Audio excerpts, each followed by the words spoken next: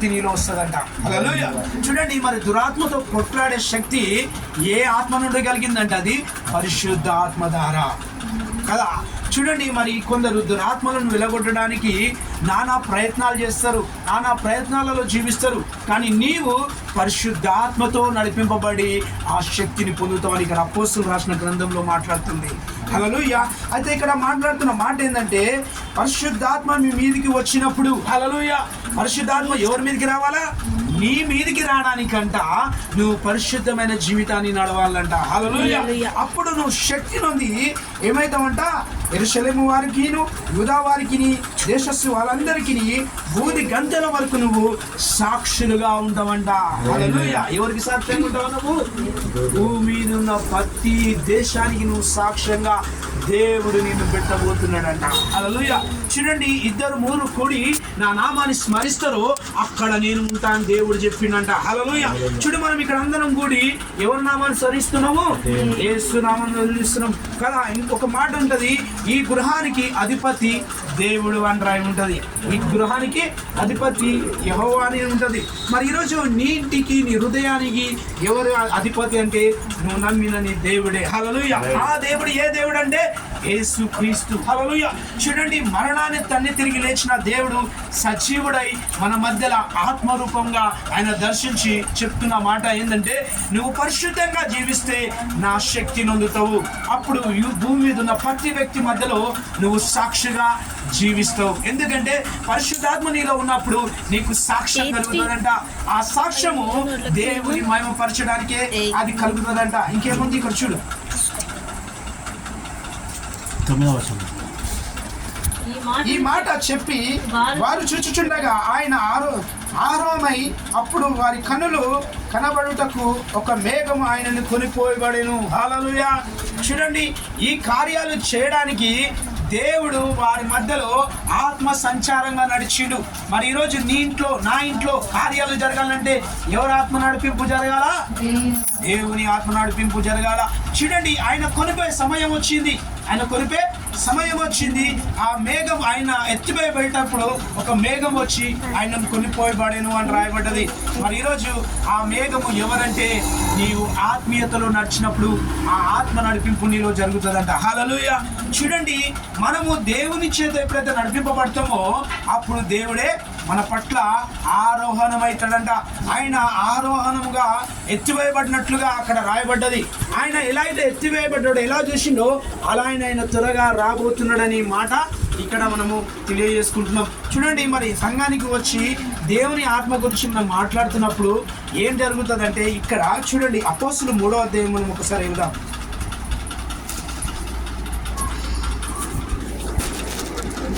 అపోస్తులు 3వ అధ్యాయం 1వ వచనం.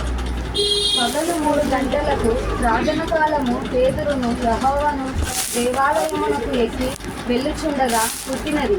మొదలుకొని కుంటివాడైన ఒక మనుషుడు మోసుకొని పోబడుచుండెను. వాడు దేవాలయంలోనికి వెళ్ళు వారిని భిక్షమడుగుటకు కొందరు ప్రతిదినము వానిని శృంగారమును దేవాలయపు ద్వారమునొద్ద ఉంచు వచ్చిరి. పేతురును యెహోవాను దేవాలయంలో ప్రవేశింపబోవునప్పుడు వాడు చూచి భిక్షమడుగగా పేతురును యెహోవాను వారిని తేరి చూచి మా తట్టు చూడుమనిది. వారు వారి యొద్ద ఏమైనా దొరుకునని కనిపెట్టుచు వారి యందు లక్ష్యముంచెను. అంతటా పేతురు వెండి బంగారములు నా యొద్ద లేవు, కానీ నాకు కలిగినదే నీకు ఇచ్చుచున్నాను. నజరేయుడైన యేసుక్రీస్తు నామమున నడుపుమని చెప్పి. ఆమేన్. హల్లెలూయా. చూడండి, ఇక్కడ ఏమందంటే పగలు 3 గంటల సమయంలో దేవాలయంలోకి అందరూ ఆరాధించే సమయం వచ్చిందంట. అందరూ వెళ్తా ఉన్నారు. దాంతో పాటు ఈ పరిశుద్ధాత్మ కలిగిన ఇద్దరు ఎవరు? పేతురు, యోహాను. అంటే ఎవరి చేత నడిపింపబడుతున్నారు? పరిశుద్ధాత్మలో నడిపింపబడ్డారు. పరిశుద్ధమైన జీవితానికి నడుస్తూ ఉన్నారు. దేవుని మీద ఆధారపడతా ఉన్నారు. వీళ్ళు కూడా ఒక వందన వచ్చిందంట దేవుని ఆలయంలో స్తుతించడానికి. హల్లెలూయా. మరి నీకు నాకు ఒక వందన వచ్చింది. మరి నీ పరిశుద్ధత, నా పరిశుద్ధత ఏం చేస్తుందంటే దేవుడు నిన్ను వాడుకుంటుందంట. అట్లా పేతురు, పౌలులను కూడా దేవుడు వాడుకుంటుండ అక్కడ. అయితే అక్కడ పుట్టినది మొదలుకొని, అంటే పుట్టుక నుండే తనలో ఒక ఔటితనం ఉందంట. ఆయన జీవితంలో ఒక ఔటితనం ఏం చేస్తుందంటే ఆయన ఎదుగుదల ఏదనిస్తలేదు, ఆయనను బాగుపడనిస్తలేదు, ఆయన జీవితంలోకి ఒక సాక్ష్యంగా లేదు ఆ కుంటి భిక్షగానికి. హల్లెలూయా. ఈరోజు ఆ కుంటి భిక్షగాని ప్లేస్ లో నీవు నేనున్నాము. చూడండి, ఆలోచించండి కదా. ఎన్నెన్నో ఆలోచనలు, ఎన్నెన్నో ప్రయత్నాలలో చేస్తున్నప్పటికీ ఏ పని కూడా సవ్యంగా జరగకపోవడము, అప్పుడు నీలో అవిటితనం అనేది ఏర్పడుతుంది. హల్లెలూయా. చూడండి, ఆ మర్మాన్ని, ఆ సత్యాన్ని ఎవరు ఎరిగిరు?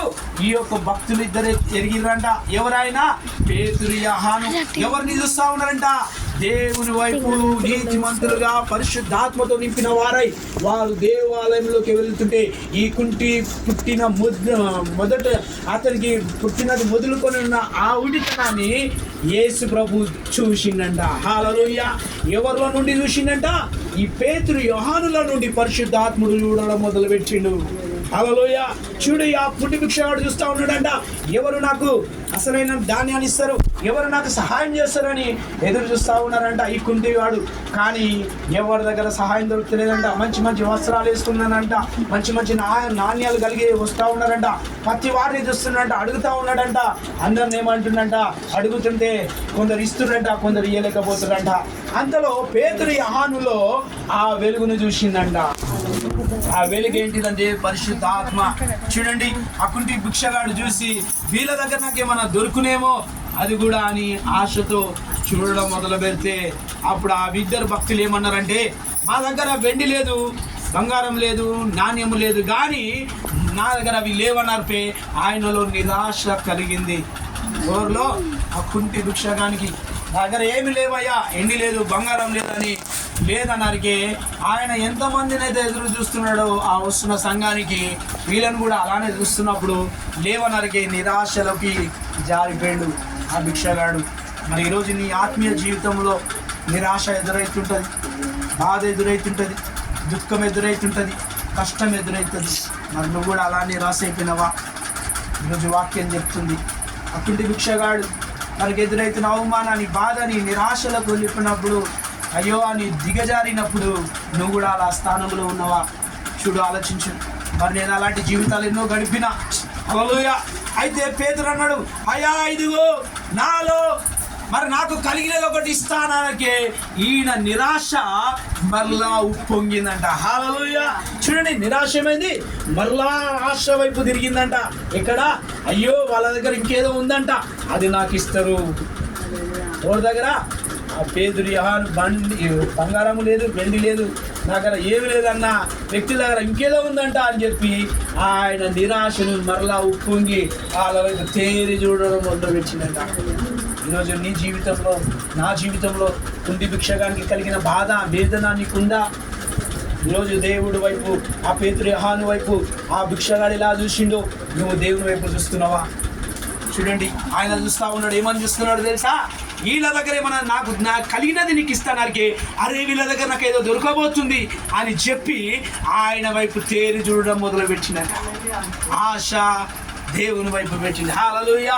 ఈరోజు నా జీవితంలో కూడా నిస్సహాయ స్థితి, బాధ, దుఃఖము, కృంగతిలా నీలో ఎదుగుదల చేయకుండా నిష్ప్రయోజనంలో పెడుతుందా? ఈరోజు దేవుని వాక్యము, దేవుని పాటలు, దేవుని ప్రార్థన నిన్ను ఆదరిస్తూ ఉంది, నిన్ను లేవనెత్తుంది.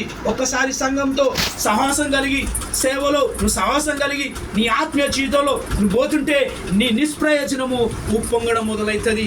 నీ పరిచర్య ఇంకా ముందుకు తీసుకెళ్తుంది. చూడు, ఒంటరిగా పోరాడుతున్నప్పుడు నీకేది కానరాదు. అదే నీవు ఆత్మీయతలతో సహవాసం చేస్తే ఆత్మ నిన్ను నడిపిస్తుంది. హల్లెలూయా.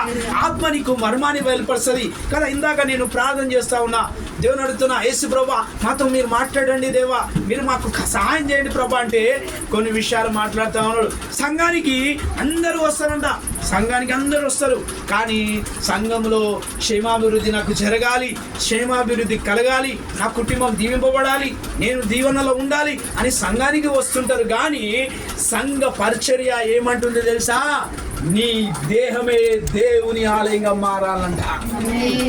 నీ దేహమే దేవుని ఆలయంగా మారితే నీ అవసరత, నీ అక్కర్లు ఆయన తీర్చనై ఉన్నాడట. నువ్వు దాని గురించి కాదు, నీ దేహాన్ని దేవాలయంగా మార్చడానికి నువ్వు దేవుని సంఘానికి వెళ్ళాలంట. అందుకు నీ అవసరత దేవుడు తీరుస్తాడట. చూడండి, కొందరు ఎందుకు పోతారంటే, అయ్యో నాకు ఇవి కావాలా, నాకు ఇవి కావాలా, నేను సంఘానికి పోయినా కదా, నేను దేవుని ఆలయానికి పోయినా కదా, నాకు ఇది ఇయ్యలేదే, నాకు అది ఇయ్యలేదే అని చెప్తారంట. నువ్వు దేవుని ఆలయంగా మారాలంట. హల్లెలూయా. అప్పుడు దేవుడంట ఆ ఆలయంలో ఏమి కావాలో, ఏ అవసరం ఉందో, ఏ అక్కర్లు ఉన్నాయో దాన్ని నేను పెట్టబోతున్నా అంటున్నా. హల్లెలూయా. ఎవరు పెట్టబోతున్నారు? దేవుడు పెట్టబోతున్నాడు. నువ్వు అనుకుంటున్నావు నేను ఇది చేస్తే బాగుంటుంది, నేను అది బాగా చేస్తే బాగుంటుంది. అయితే మొన్న ఒక రోజు ఏమైందంటే, ఒక ప్రాంతానికి నేను పోయినా. అయితే అది దుండిగల ప్రాంతం అంటే మొత్తం కేసీఆర్ బిల్డింగ్స్ అవన్నీ పెద్ద పెద్ద బిల్డింగ్లు. అయితే అక్కడికి దేవుడు నన్ను నడిపించిండు. మరి నేను ఒక్కొని పోయినప్పుడు ఒకటే ప్రార్థన చేస్తా, బండి మీద ప్రభా నేను అక్కడ వెళ్తున్నాను, నువ్వు నాతో కూడా రా అని చెప్పి ప్రార్థన చేస్తా. ఆ దుండిగల ప్రాంతానికి పోతుంటే ఇంకా పోతుంటే అది అడవి లెక్క మస్తు ఘోరంగా ఉంది ఆ ప్రాంతం అంతా. అక్కడ ఉన్న జనాలు భయంకరమైన, ఒక్క దేశపోలు కాదు, అన్ని దేశాలు అక్కడ కలిసి, గుజరాత్ ఏంది, పంజాబ్ ఏంది, మరాఠీ ఏంది, ప్రతి ఒక్కరు అందులో, ముస్లిం ఏంది, ప్రతి వ్యక్తులు కూడా అలా కనబడుతూ ఉన్నారు. వాళ్ళకి ఎంటర్ అయ్యకుండా ఒకటే ప్రార్థన చేసిన, ఏ సునాములు దురాత్మలు కూలును కాక. అక్కడ కాలు పెట్టి ఆ ఇంట్లో పోయి నన్ను పిలిచింది ఒక పని గురించి, నేను పోయింది ఇంకో పని గురించి. హల్లెలూయా. అక్కడ పోయిన పని ఏంటంటే, ఎలక్ట్రిషియన్ పనిగా నన్ను పిలిచిరాలు. వాళ్ళు ఎబ్రోను వాసులు. అన్న ఒకసారి వచ్చి నువ్వు చూడంటే, నాకు దొరికిన అవకాశం ఆడ కాలు పెట్టడమే నాకు అవకాశం. అది హల్లెలూయా. పెట్టి ప్రార్థన చేసిన, ప్రభువా ఈడ నీ మందిరం పడునుగా అని నేను ప్రార్థన చేసిన. ఆడిపోయినాక 2 ఇంట్లకి నేను పోవడం జరిగింది. ఒక ఇల్లు రిపేర్ అయిన ఇంటికి, ఆ ఇల్లు సమస్యతో ఉన్న ఇల్లు. మరి ఆయన ఎన్నో ఏళ్ళ నుండి సంఘానికి పోతుందంట, కానీ తన భర్త చాలా డేంజర్ వ్యక్తి అని ఆమె నాతో మాట్లాడుతుంది. ఆ ఇంట్లో కూర్చొని వీళ్ళంతా భోజనాలు తెచ్చుకున్నప్పుడు నేను కూడా భోజనం తెచ్చుకున్నంటే వాళ్ళు ఆశ్చర్యం, ఏందన్నా నువ్వు భోజనం తెచ్చుకోవడం ఏంటంటే, సిస్టర్ నేను మధ్యాహ్నం పూట మా సిస్టర్ ఇట్లా పెడుతుంది, బాక్స్ తీసుకుని వస్తా, ఏడమైనా నేను తింటానరికే. వాళ్ళు ఆశ్చర్యపోయి తర్వాత వాళ్ళతో పాటు కూర్చొని తింటుంటే మంచిగా కూర్చున్నాము, 4 మాటలు దేవుని విషయం మాట్లాడడం మొదలైంది. ఆ ఇంట్లో మాట్లాడుతున్న దేవుడు ఆ ఇంటిని వెలుగుతో కమ్మడం మొదలుపెట్టిండు. హల్లెలూయా. ఆ ఇల్లుని వెలుగుతో నంబారికే ఇంకొక సిస్టర్ పిలిచిన సిస్టర్ ఆయన చూసి అన్నట్టుంది, అన్న నిజముగా ఇక్కడ వెలుగు ఉందని నువ్వు ఏ విధంగా అయితే మాట్లాడినావో మా ఇంట్లో ఉందా అని ఆయన అడుగుతావు. ఆమెకు ఆశ కలిగింది, మేము మాట్లాడే మాటలు, మేము చేసే మాటల్ని ఆయనకు జీవం కలిగిందేమో. అరే మరి ఈ వ్యక్తి రాలి ఇల్లు చూసా, ఇల్లంతా వెలుగుతో నిండిపోయింది. చాలా సంతోషంగా ఆయన ఎన్నో బాధలు ఎలా తీసుకుంది నా దగ్గర కూర్చొని. ఆయన నాకు చెప్తుంటే నాకు అనిపించింది, ఈడ నేనున్న వాటికి ఆమె చెప్తుంది అన్నారు. చూడండి, యేసు ప్రభు ఉన్న దగ్గర ఎవరున్నారంట? రోగులు, బాధలు, సమస్యలతో ఉన్నవారు అపోస్తల కార్యంలో ఉంది. హల్లెలూయా. మరి నీవున్న చోట ఎవరున్నారంట? రోగము, బాధ, అప్పులు ఉన్నవారు నీ దగ్గరికి రావును గాక. హల్లెలూయా. అందుకనే దేవుని పరిశుద్ధాత్మ మన మధ్యలో దిగిందంట. ఎందుకు? నువ్వు మండి ఇతరులను మండించు. హల్లెలూయా. ఆ సంగతి ఆ ప్రాంతంలోకి నడిపించుడు. ఆ ప్రాంతంలో అయిపోయింది, అక్కడికి ఆడైపోయారు, అంత అయిపోయింది. మళ్ళా ఈ రోజు కూడా దేవుడు నన్ను అక్కడికి నడిపించినాడు. మళ్ళా అడిగి పోయి మళ్ళా ప్రార్థన చేసిన, ప్రభువా ఈ స్థలంలో నీ మందిరం పడును గాక. హల్లెలూయా. మరి ఎంతో సంతోషం అనిపించింది నాకు ఈ రోజు పోయినందుకు కూడా. పొద్దున వారికి చాలా సంతోషం అనిపించింది. ఆ ప్లేస్లో ఉన్నా, నేను ఎక్కడైతే ప్రార్థన చేసినానో ఆ స్థలం విషయం ప్రార్థన చేసినా, నిశ్చితంగా దేవా మందిరం పడును గాక. మరి అక్కడ నాకు ఎవరు తెలియదు, నేను వారికి తెలియదు, తెలిసిన వారు విశ్వాసులు మాత్రం తెలుసు, కానీ అది ఆత్మ నడిపింపు జరగాలి. హల్లెలూయా. కదా ఇక్కడ ఏమంటుందంటే, ఆ కుంటి భిక్షగాడు ఆ మాట మీద లక్ష్య పెట్టిండు, నాకు కలిగినది నీకు ఇస్తా అన్నప్పుడు ఆశగా ఎదురు చూసినప్పుడు ఆయన ఏమన్నాడు తెలుసా? పేతురు యోహాను ఏమన్నాడు తెలుసా? ఇదిగో నాకు కలిగినది నేను ఇస్తున్నా, నజరేయుడైన యేసు నామములో నీవు లెవులుగాక అన్నాడంట. హల్లెలూయా. ఏ నామమును పలికిండైనా? నజరేయుడైన యేసు నామము. హల్లెలూయా. ఏ నామం అది? ఉన్నతమైన నామము. ఈ లోకంలో ఉన్న నామముల కన్నా పై నామము యేసు నామము. ఆయన మాట ఏమంటుండు తెలుసా? ఆయన పేతురు గారు అంటుండు, ఆత్మ కలిగిన వాడు, ఆత్మలో నడిపింపబడ్డవాడు ఏమంటుండంటే, ఆయన నజరేయుడైన యేసు నామములో నీవు లెవులుగాక అన్నాడంట. హల్లెలూయా. మరి నీవు కూడా పరిశుద్ధాత్మతో నింపబడితే నువ్వు నజరేయుడుని ఎరుగుతావంట, సర్వశక్తి నామాన్ని నువ్వు ఎరుగుతావంట. అప్పుడు రోగం మీద పత్తి మీద ఆత్మ నడిపింపు జరుగుతుందంట. హల్లెలూయా. ఆ పేతురు యోహాను నోట్లో మాటలున్నాయి. ఆ కుంటి భిక్ష గాని పలుకుతా ఉన్నాడు, నువ్వు లే అన్నాడంట. హల్లెలూయా. ఆ కుంటితనం విడుదలైంది, ఆ రోగం విడుదలైంది. అతడు లేచి గంతులేయడం మొదలైంది. అతడు కూడా సంఘములో ఎవరి దగ్గరికి వెళ్ళాడు? దేవుని దగ్గర గంతులేసి చిందులేస్తూ దేవుని ఆత్మను పొందుకున్నాడంట. మరి బాధతో ఉన్నాడు, అప్పుడు అడుక్కున్నటోడు, చిండికి చూసుకునేటోడు, ఆ పూట గడివే దినము గురించి వెతికేవాడు ఎవరి దగ్గర పోయినాయన? దేవుని మందిరం పోయి దేవునిలో గంతులు వేయడం మొదలుపెట్టి. అంటే ఆయన చేసే జీవితం ఏమైంది? మర్చిపోయాడు. ఆయన దుఃఖం ఏందో మర్చిపోయాడు. పక్కకున్న వాళ్ళంతా అరే ఈయన ఇంత ముందు కుంటాడు అడుక్కున్నాడు కదా, అరే నా పక్కకి అడుక్కున్నాడు, ఇప్పుడే ఇచ్చిన అరే ఏంది గిట్లే కొడుతున్నాని వీళ్ళంతా ఆశ్చర్యపోయి చూస్తా ఉన్నారంట కిందికి మీద దాకా. హల్లెలూయా. ఆయనలో లేని కార్యము ఈయనలో జరిగింది. హల్లెలూయా. మరి నీ జీవితంలో కూడా అలాంటి సాక్ష్యం జరుగునుగాక, అలాంటి కార్యాలు నీలో జరుగునుగాక. ఎందుకంటే దేవుడు అంటుడు, నేను దుఃఖించిన వారి ఇంటికే వస్తా, నేను బాధింపబడిన వారి ఇంటికే వస్తా, నేను వేదన కలిగిన గృహానికే నేను దుర్యేమనే తట్టును తట్టబోతున్నా అంటున్నాయన. ఈరోజు నువ్వు బాధపడుతున్నావా, నువ్వు దుఃఖపడుతున్నావా, వేదన కలుగుతున్నావా? పరిశుద్ధాత్ముడు అంటుడు, నేను డోర్ కొట్టబోతున్నా, నువ్వు ఇష్టమైతే నీతో కూడా నేను భోజనం చేయబోతున్నా. ఆ భోజనం ఎలాంటిది తెలుసా? సమాధానం భోజనం. ఈరోజు నువ్వు భోజనాలు ఎన్నో చేయొచ్చు, ఎన్నో భోజనాలతో తినొచ్చు. అసలైన భోజనం సమాధానం భోజనం. అది దేవుడి నీకు అనుగ్రహించును గాక. అయితే కొన్ని విషయాలు నేను ఆత్మలో గ్రహించిన, చాలా భయంకరమైన బాధలు ఒక సేవ నిమిత్తమై నిలబడ్డప్పుడు ఎన్ని భయంకరంగా ఉంటాయంటే అవి చెప్పుకోలేము. అవి పోరాటం. కానీ దాని వైపు మనం చూడొద్దు, కానీ దేవుని వైపు చూడాలి. దేని వైపు చూడాలా? దేవుని వైపు చూడాలా. మరి నీ ఆత్మీయ జీవితంలో కూడా ఎన్నో బాధలు రావచ్చు, కానీ నువ్వు ఒకటే గుర్తుపెట్టుకో, కుంటి భిక్ష కానీ లేవనెచ్చినావు, నన్ను కూడా నువ్వు లేవనెచ్చినావు, నన్ను కూడా లేవనట్టు. ఆది అపొస్తలుల మధ్యలో నీ ఆత్మ సంచారం నడిపించినవు, నా జీవితంలో కూడా నీ ఆత్మ నడిపింపు తెచ్చి. మరి ఈరోజు మాకు ఒక సాక్ష్యము దేవుడిచ్చింది. ఏంటంటే మా సిస్టర్ 5 o'clockకి లేచి మరి అందరం చిన్న ప్రే చేసుకొని పండుకున్నాము. మరి కొన్ని విషయాలు చెప్పిన బట్టినే నేను ఆ సాక్ష్యాన్ని చెప్తున్నా. నాకు కూడా తెలియదు, ఇప్పుడు సంఘంలో చెప్తుంటే నాకు అనిపించింది. అయితే ఆయన కలగన్నదంట. ఆ కళలో మరి నేను దేవుడు ఎత్తిపోయబడడం కళ్ళారా చూస్తూ ఉందంట. ఆయన మహిమ శరీరం ధరించుకొని నేను వీళ్ళ మధ్యలో ఉంటూ, నా పిల్లలతో నా కుటుంబంతో ఉంటూ, నేను ఆయన మహిమ శరీరంగా ఎత్తివేయబడము, వీళ్ళు విడిపోవడము, నేను ఆయన పిలవడము ఆయన కళ్ళారా చూస్తూ ఉందంట. హల్లెలూయా. అంటే దాని అర్థం ఏం తెలుసా? నేను గొప్ప నేను అంటలేను, దేవుని పరిచర్య నీ దగ్గరికి అలా వచ్చింది అంటే ఒక సేవకుని ద్వారా ఆయన నీకు తెలియజేస్తా ఉన్నాడు, నువ్వు ఎత్తబడాలి, నువ్వు ఆత్మీయంగా ఎత్తబడాలి. ఎవరి దగ్గరికి? దేవుని దగ్గరికి. హల్లెలూయా. ఆ విడబడ్డ కుటుంబానికి ఆదర్శనం అంటే ఏంటిదంటే, ఈరోజు నువ్వు ఆత్మీయంగా దేవుని యందు నడవక నువ్వు విడబడడానికి వీల్లేదు అని దేవుడు నీతో చెప్తున్న మాట. అలా ఈరోజు సిద్ధ మనసు కలిగి సిద్ధమై ఆయన ఎదుర్కొంటే ఎత్తబడే గుంపులో నా జీవితాన్ని గడపబోతున్నాము. హల్లెలూయా. చూడండి, నేను ఒక్కరే కాదు, మనందరినీ దేవుడు పిలిచిన వాడు. అందరినీ ఆయన ఎత్తివేయబోయే దినములు రాబోతున్న దినాలు ఇవి. అందుకనే అక్కడక్కడ కరువు, భూకంపాలు, యుద్ధబేరీలు జరుగుతూ ఉన్నాయి. అయినా నువ్వు గ్రహించలేక ఇంకా నీ వ్యక్తిగతంగా నువ్వు జీవిస్తున్నావా? ఒక్కసారి ఆలోచించు. నేను సంఘంలో ప్రార్థన చేస్తుంటే నాతో అన్న మాట ఏమంటుందంటే, సంఘానికి ప్రతి వస్తువు గురించి వెళ్తున్నారు కానీ వాళ్ళు ఆ దేవుని మందిరముగా మారడం లేదు అని అంటున్నాడు ఆయన. హల్లెలూయా.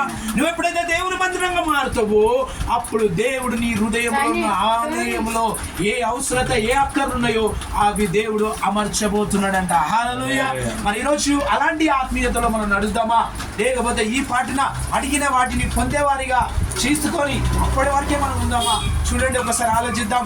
మరి ఒక మాట రాయబడ్డది మత్తయి సువార్త 7:7లో ఒక మాట అంటున్నాయన. ఏమంటుండే, అడుగుడి మీకు ఇయ్యబడును, వెతుకుడి మీకు దొరుకును, తట్టుడి మీకు తీయబడును, అడుగువాడు పొందును. ఇంకేమంటున్నాడా? ఇంకొక మాట ఉంది, మర్మం ఉందడా.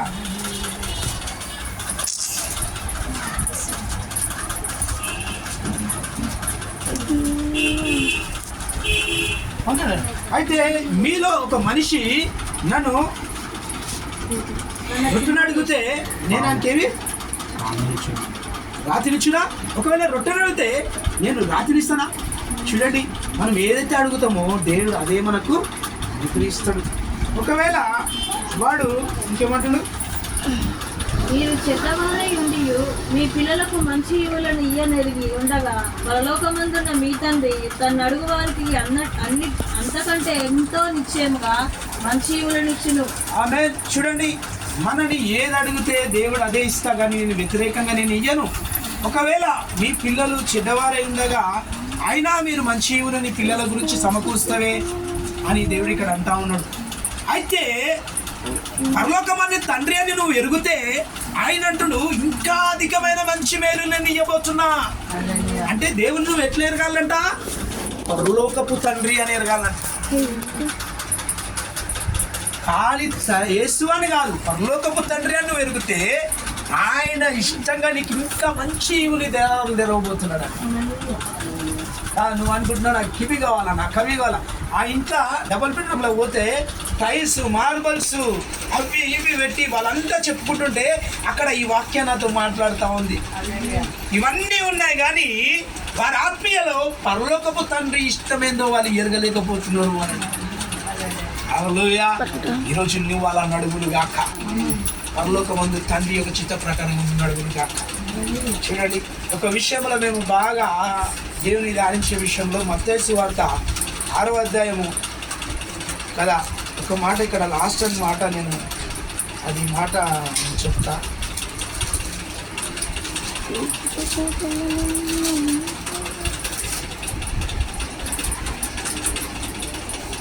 ఏడవ అధ్యాయము 13వ వచనం.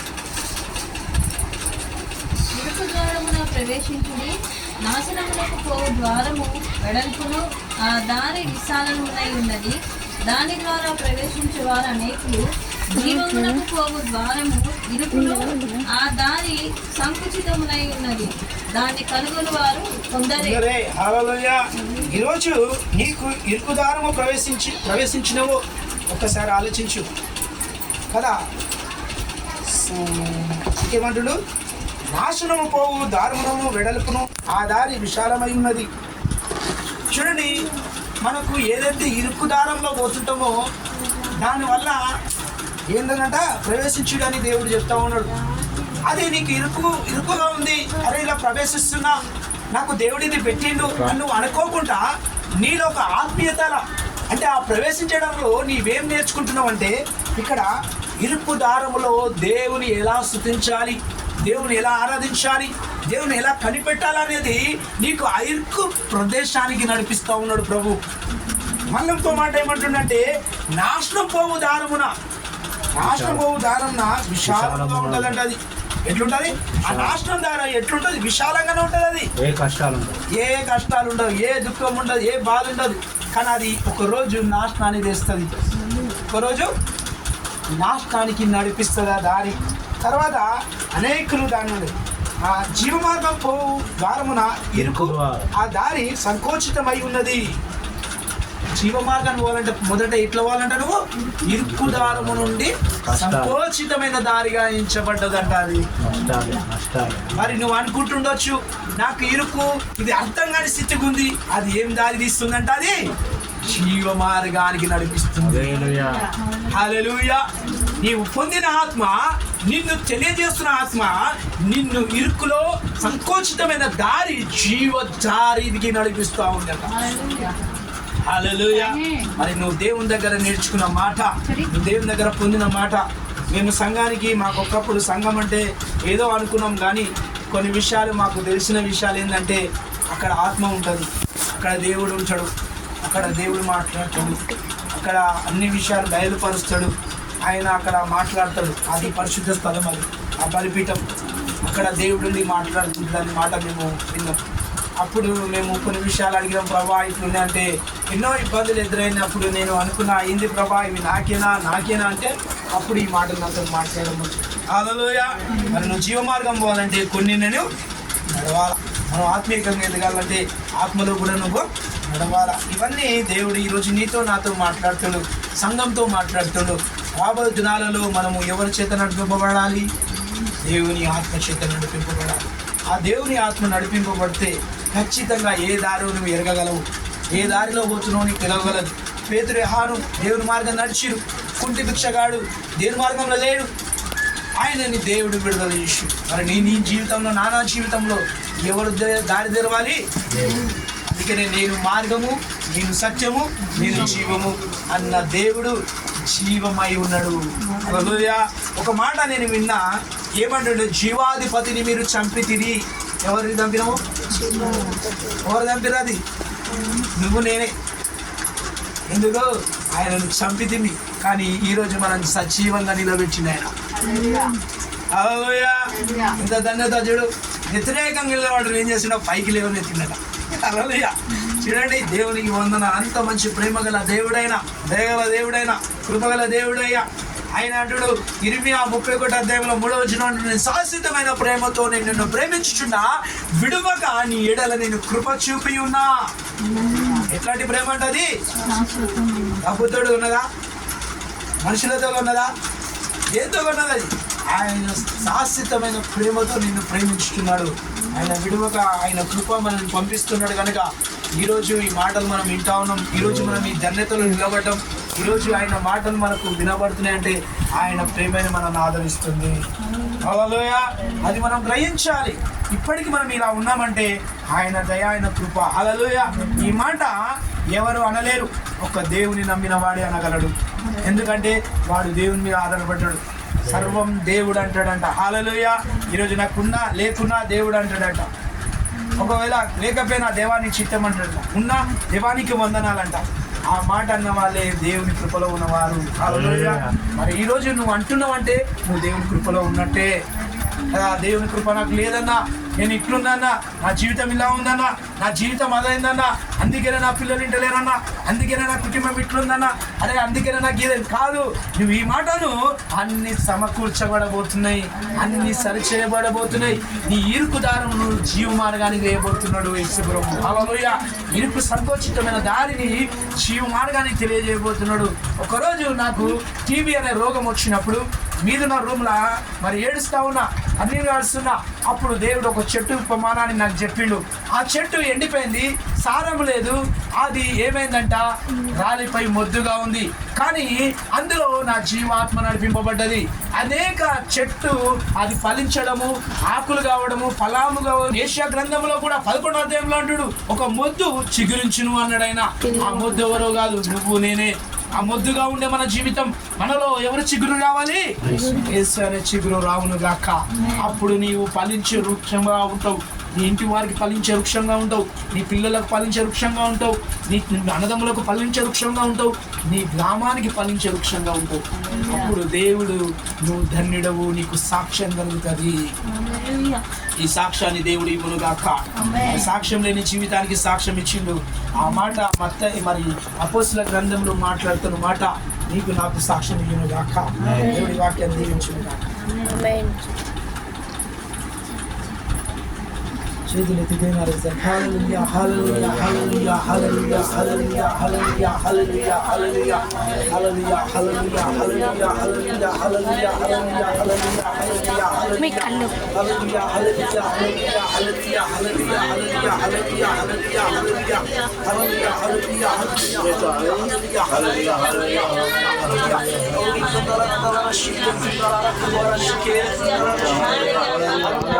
హల్లెలూయా, హల్లెలూయా, హల్లెలూయా, హల్లెలూయా,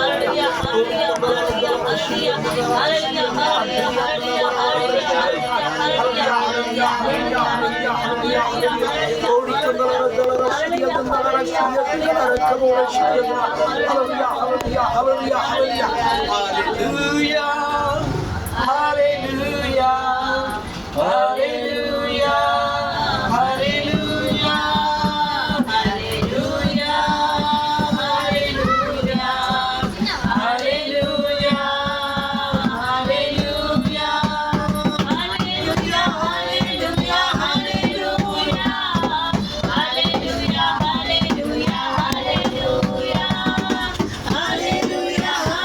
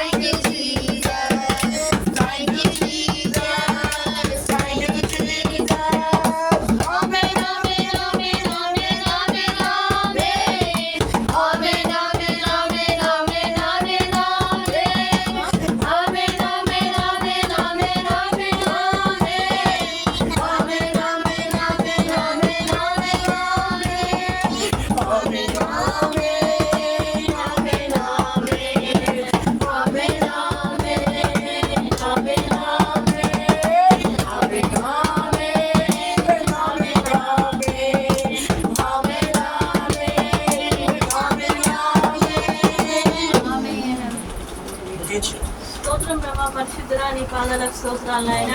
ప్రభా, నీ ఇచ్చిన కృపను బట్టి, నీ దయను బట్టి వందనాలు నాయన.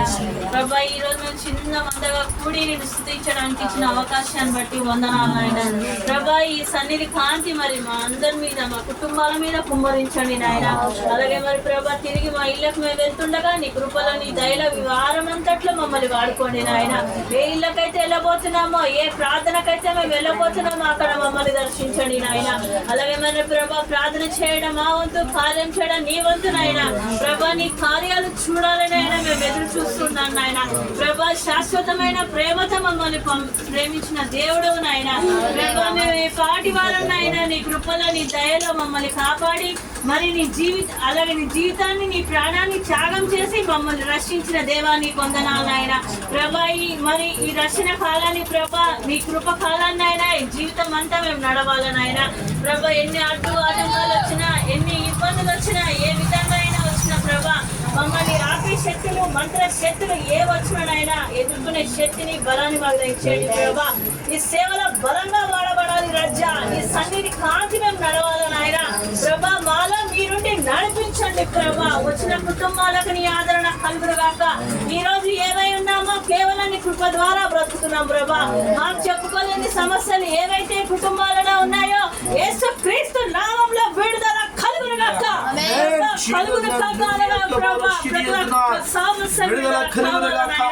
ఈ సన్నిధి కాంతి కుటుంబాల మీద కుమ్మరించండి నాయన.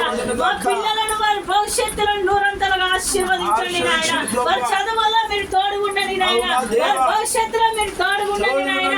ఈ బన్సరాల్పేటలోనైనా సంఘానికి ఎటువంటి ఇబ్బందులు, ఆటంకాలు కలగకుండా ప్రతిరోజు, ప్రతి సాయంత్రం నీ సన్నిధిలో మొరపెట్టాలి నాయన. అలాగే ఈశ్వరుని ముట్టండి, స్వస్థపరచండి. నడిపించిన కుటుంబానికి కూడా నీ ఆదరణ కలుగురుగాక. అలాగే దర్శక, అలాగే మరి జాస్ సిస్టర్ కుటుంబాలకు కూడా నీ ఆదరణ కలుగురుగాక. అలాగే ఈ కుటుంబాలలో వివాహాలు కాని వారు ఎవరైతే ఉన్నారో ఈ సంవత్సరం వివాహాలు రావాల ప్రభా నాయన. ప్రతి ఒక్క విషయాలని కార్యాన్ని జరిగించండి నాయన. అలాగే మరి కృపాని, దయ మా అందరి మీద కుమ్మరించండి నాయన. ప్రభా, ఉదయ కాలం నాయన 5 గంటలకు ప్రభా నీ దర్శనానికి చూపెట్టినాము నాయన. ఏదో కూడా ఊదినప్పుడు నాయన పరిశుద్ధులందరూ ఎత్తబడుతున్నారు నాయన. పాపాత్ములు విడవబడుతున్నారు నాయన. ప్రభా, అలాంటి దుస్థితి మాకు రావడానికి వీలేదు నాయన. ప్రతి ఒక్క బిడ్డ ఎత్తబడే గుంపులో ఉండను గాక.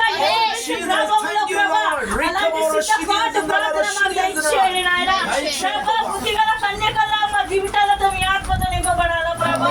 అలాంటి కార్యాలు జరుగును గాక నాయన. ఏ కార్యాలు మా జీవితాల పట్ల గుప్తమై ఉన్నాయి నాయన, బయలుపరచండి నాయన. అలాగే నీ కృప మాకు చాలు ప్రభా. మీ కృప లేనిదే బ్రతకలేము నాయన. నీ కృప వెంబడి కృప కుమ్మరిస్తున్న దేవుడవు నాయన. ఈ వారం అంతటిలో నీ కృపలో, నీ శక్తితో మేము నడవాలా ప్రభా.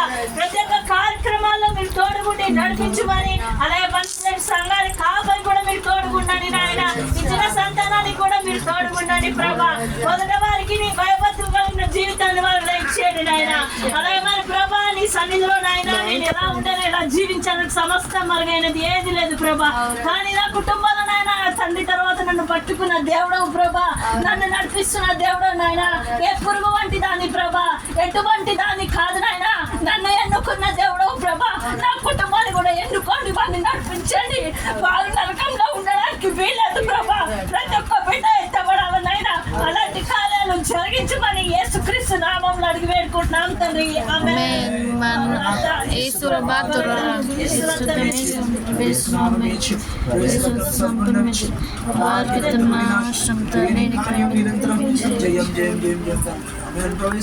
సదాకాలం సంఘానికి కోరి వచ్చిన వారికి దేవుడు ఎల్లవెల్లలో తోడై ఉండి ఆయన కృపావాత్సల్యత ప్రతి కుటుంబాన్ని దేవుడు ఆదరించును గాక.